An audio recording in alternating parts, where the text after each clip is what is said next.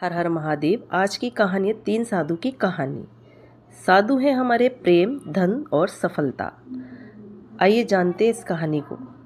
आज के समय किसी भी इंसान से पूछा जाए कि सबसे बड़ी ज़रूरत क्या है, तो हर किसी का यही जवाब होगा कि उसे या खूब सारे धन की भूख होगी या फिर उसे जल्दी से सफलता पाना चाहता है। लेकिन कोई भी इनसे परे प्रेम और आनंद की प्राप्ति की कामना नहीं करता है। तो चलिए आज इस सोच पर आधारित 3 साधु की कहानी पढ़ते हैं। एक बार की बात है, एक औरत अपने घर से निकली। उसने घर के सामने सफ़ेद लंबी दाढ़ी में 3 साधु महात्माओं को बैठे देखा। वह उन्हें पहचान नहीं पाई। उसने कहा, मैं आप लोगों को नहीं पहचानती, बताइए क्या काम है। वो साधु बोले, हमें भोजन करना है।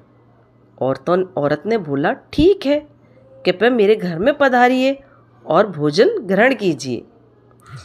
क्या तुम्हारा पति घर में है? एक साधु ने प्रश्न किया।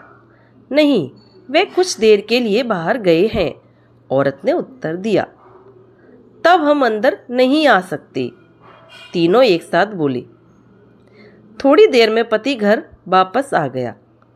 उसने साधुओं के बारे में पता चला तो उसने तुरंत अपनी पत्नी से उन्हें दोबारा आमंत्रित करने के लिए कहा या बुलाने के लिए कहा।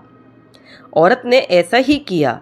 वे साधुओं के पास गई और बोली, जी अब मेरे पति वापस आ गए हैं, कृपया आप लोग घर में प्रवेश करिए। हम किसी घर में एक साथ प्रवेश नहीं करते। साधुओं ने स्त्री को बताया। ऐसा क्यों है? औरत ने अचरज से पूछा।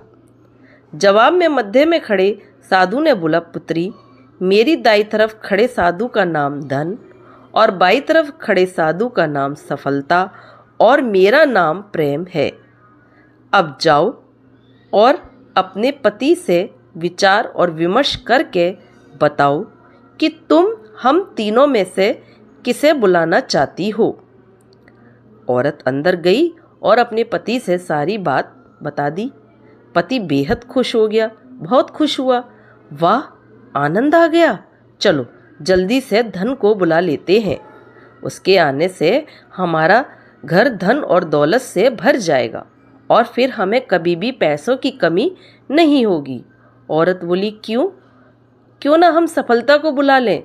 उसके आने से हम जो करेंगे वो सही होगा और हम देखते देखते धन दौलत के मालिक भी बन जाएंगे। तुम्हारी बात भी सही है, पर इसमें मेहनत करनी पड़ेगी। मुझे तो लगता है धन को ही बुला लेते हैं, पति बोला। थोड़ी देर उनकी बहस चलती रही, पर वो किसी निश्चय पर नहीं पहुंच पाए और अंततः निश्चय ये हुआ कि वे साधुओं से ये कहेंगे कि धन और सफलता में जो आना चाहे आ जाए। औरत झट से बाहर गई और उसने ये आग्रह साधुओं के सामने दोहरा दिया या कह दिया। उसकी बात सुनकर साधुओं ने एक दूसरे की तरफ देखा और बिना कुछ कहे घर से दूर जाने लगे। अरे, आप लोग इस तरह वापस क्यों जा रहे हैं? औरत ने उन्हें रोकते हुए पूछा।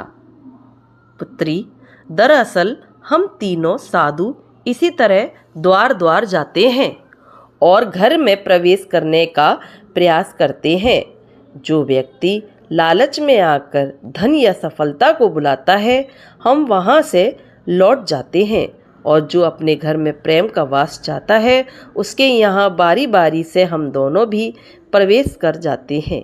इसलिए इतना याद रखना कि जहाँ प्रेम है वहाँ धन और सफलता की कमी नहीं होती।